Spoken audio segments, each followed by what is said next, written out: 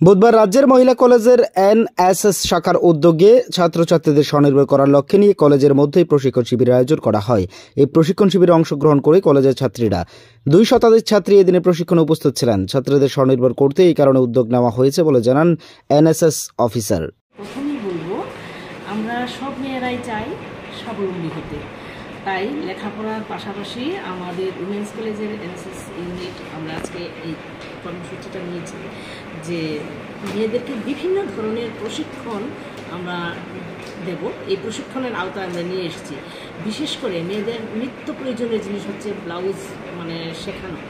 এই ব্লাউজ বানিয়ে যাতে মেয়েরা ভবিষ্যতে একটা উপার্জনের পথ পেতে পারে সেটা শেখাবো। তারপর ফেলে দেওয়া সমাজের অনেক জিনিস আছে, ফেলে দিই আমরা সেগুলি দিয়ে নিত্য নতুন জিনিস বানিয়ে যাতে ভবিষ্যতে তারা সামাজিকভাবে এবং অর্থনৈতিকভাবে স্বাবলম্বী হতে পারে, এই জন্যই আমাদের আজকের এই কর্মসূচি, এবং এই কর্মসূচি আমাদের আগামী দিনেও অব্যাহত থাকবে।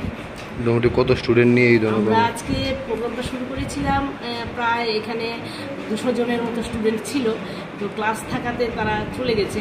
তো এখন এখানে প্রায় 60 জনের মতো স্টুডেন্ট আছে।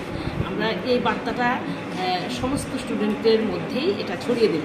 আজকে মূলত এনএসএসের ক্লাসে আমরা করছি প্রোগ্রামটা, কিন্তু আগামী দিনে এই প্রোগ্রামটা আমরা সারা কলেজের সমস্ত মেয়েদেরকে ইনভলভ করব। কে প্রশিক্ষণটা দিচ্ছে?